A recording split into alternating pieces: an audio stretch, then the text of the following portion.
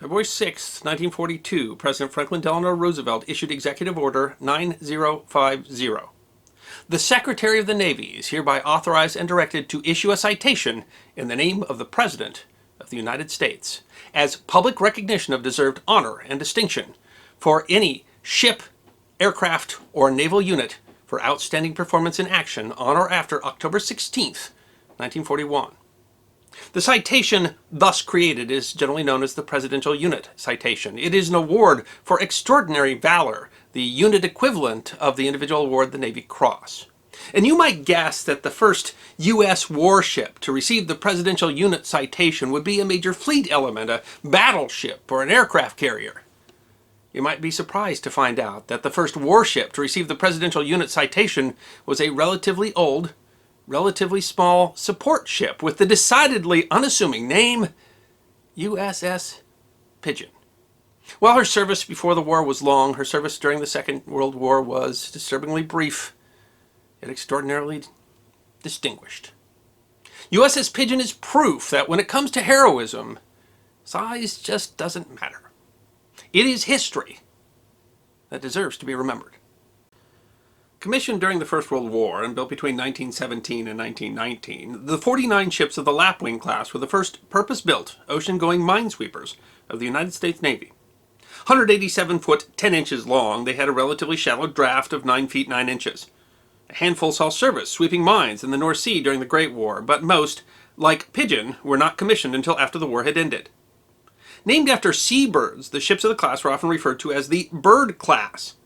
With a crew complement of 72, displacing 950 long tons, their Harlan and Hollingsworth vertical expansion steam engine produced 1,400 horsepower, and the hardy design allowed the ships to be refitted as ocean-going tugs or salvage vessels. USS Pigeon was commissioned in the Norfolk Navy Yard July 15, 1919, and originally served as a minesweeper stationed at Pearl Harbor. In 1922, although still classified as a minesweeper, she was refitted as a gunboat, a good fit given the vessel's shallow draft, and in 1923 was assigned to the Yangtze River Patrol Force. Originally established in 1854, the Patrol Force's mission was to protect U.S. interests in the so-called treaty ports along China's Yangtze River. In 1928, after 5 years fighting warlords and bandits and, of course, pirates, because all good stories involve pirates, and protecting commerce in China, Pigeon steamed to the Philippines and was again refitted, this time as a submarine rescue vessel. Auxiliary Submarine Rescue Ships, or ASRs, escort submarines, standing by in case of emergency. The ASR acted as a safety vessel, patrolling the area to warn ships to keep clear of the submarine operating area, and recovered practice torpedoes fired by the submarine. Divers stood ready on board the ASR to perform submarine rescue duties in the event of an accident. The need for such vessels had been made clear when the submarine USS S-51 sank in September 1925 after being struck by a merchant vessel, for a loss of 33 of her 36 crew. Among those assigned to salvage the sunken S-51 was a boatswain by the name of Richard Ellington Hawes. A standout football and baseball player as he earned his law degree at Mercer University in Macon, Georgia, Hawes had played professional baseball before enlisting in the Navy in 1917 when the United States entered the First World War, as a fireman, second class. He played an important and critical role in the difficult and dangerous salvage operation of the S-51, and for his services had been awarded the Navy Cross. As a submarine rescue vessel, Pigeon's primary mission was to salvage and aid submarines in distress. She had a complement of divers, was equipped with the deep-sea diving equipment. Ship was outfitted with a sort of diving bell called a McCann rescue chamber for rescuing men from sunken submarines. Pigeon served as an auxiliary submarine rescue vessel with the Asiatic Fleet in the area of China and the Philippines through the 1930s. In 1940, Richard Hawes, having been made an officer in recognition of his service salvaging the S-51, and by 1940 a lieutenant, took command of the USS Pigeon. In November 1941, it was clear that war was coming, and most of the vessels of the Yangtze River Patrol were removed from China. Pigeon, under Hawes' command, escorted 3 vessels from the patrol on which Pigeon had herself served, from China to the Philippines. The group was shadowed by Japanese planes and vessels, making it back to the Philippines on December 1st. Although the Imperial Japanese Navy had not yet attacked Pearl Harbor, it was clear to the sailors on the Pigeon that war was imminent. After the 1898 Battle of Manila Bay, the United States had taken over a Spanish naval yard and coaling station at the end of the Cavite Peninsula in Manila Bay. By 1941, the area was the fleet headquarters and the major ship repair facility for the U.S. Asiatic Fleet. The base included an oil tank farm, an airfield and seaplane base, a radio communications station, a naval hospital, and a submarine support facility at which USS Pigeon was assigned. After the Japanese attack on Pearl Harbor, it was anticipated that the Japanese would attack the Philippines and Cavite Naval Base. Hawes, whose nickname was Spittin' Dick, kept the Pigeon ready to move, her engines warmed up and steam at throttle. The crew had stockpiled up supplies and salvage and repair equipment. The expected attack came on December 10th at 1300 hours. It was a massive attack. 54 bombers of the Imperial Japanese Navy's 11th Air Fleet, based on Formosa, attacked Cavite and ships in Manila Bay for almost 2 hours. Pigeon was moored with 4 other ships, 2 Sargo-class submarines, USS Sea Lion and USS Sea Dragon, and 2 minesweepers, USS Quail and USS Bittern. When, as Hawes noted in his after-action report, out of the north came a Japanese swarm. Pigeon, along with the Lapwing-class vessel USS Quail, were able to clear the dock and maneuver. The bombers were attacking from 20,000 feet, out of range of both the base's 3-inch anti-aircraft guns and the 50 and 30 caliber machine guns of USS Pigeon. However, Hawes reported that our machine guns fired on the Japanese planes and hit a fighter that was strafing the base.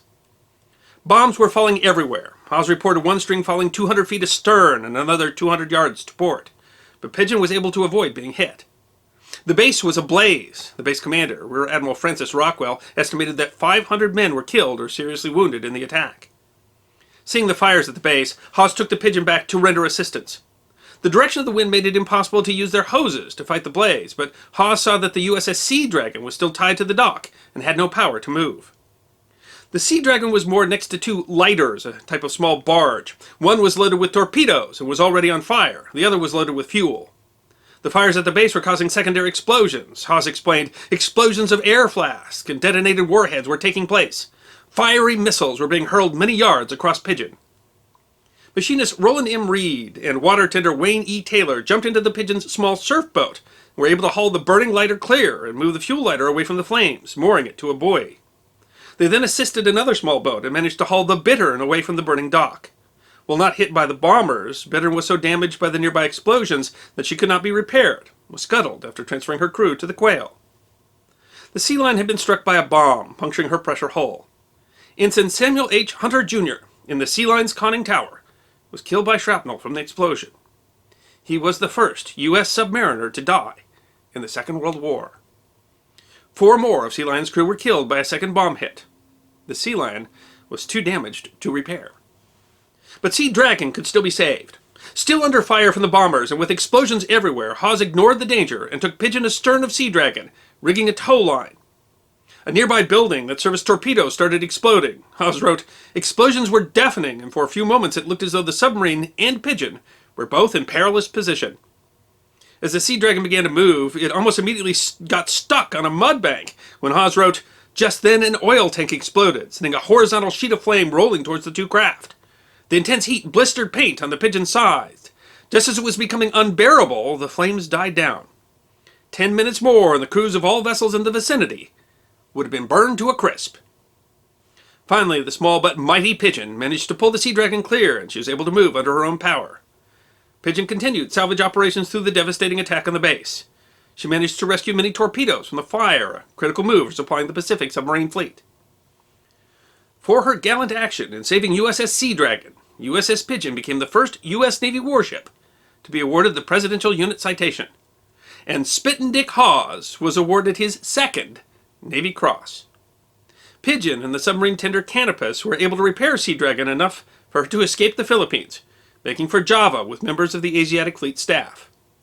The submarine that USS Pigeon had saved would provide distinguished service during the war, earning 11 battle stars.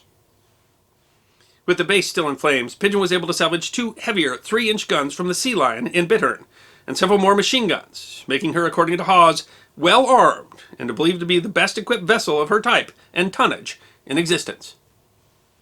In the aftermath of the attack on Cavite and the Japanese invasion, Pigeon salvaged supplies, parts, and munitions from the ravaged base, provided repairs to damaged ships, and shuttled barges and personnel during the dogged U.S. defense of the islands.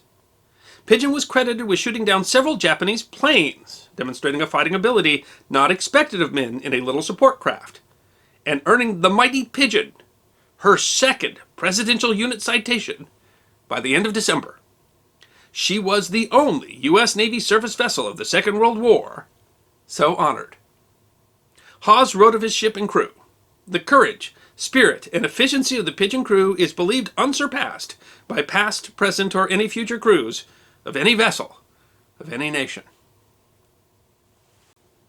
In January 1942, Hawes was promoted to be executive officer on the submarine tender USS Holland, which continued to service the submarine fleet from Darwin, Australia.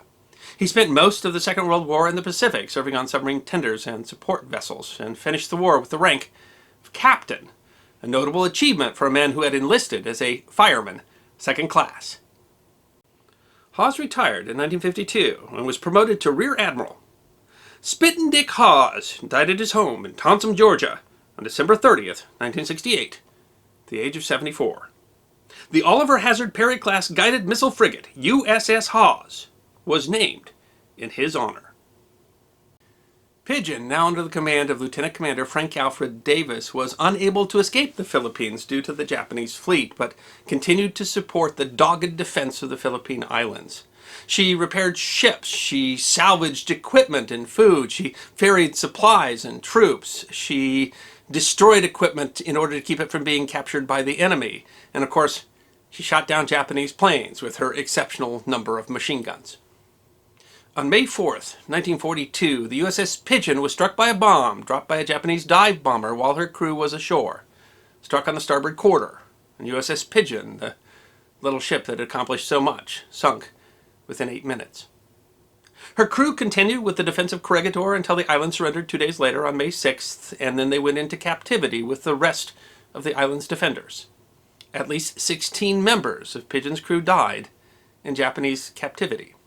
Among them was Lieutenant Commander Davis, who in the Cabanatuan prisoner of war camp established an extraordinary network that collected food and medicine and managed communications and was credited with saving many lives, until he himself died of starvation and illness in December 1944. For his heroic actions in the prisoner of war camp, Lieutenant Commander Davis was awarded posthumously the Legion of Merit.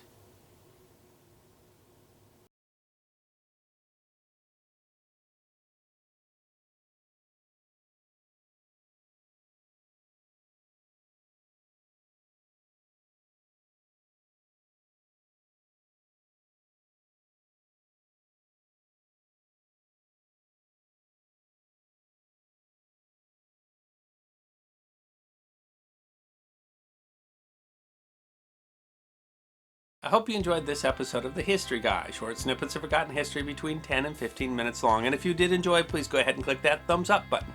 If you have any questions or comments or suggestions for future episodes, please write those in the comment section. I will be happy to personally respond. Be sure to follow The History Guy on Facebook, Instagram, Twitter, and check out our merchandise on teespring.com. And if you'd like more episodes on forgotten history, all you need to do is subscribe.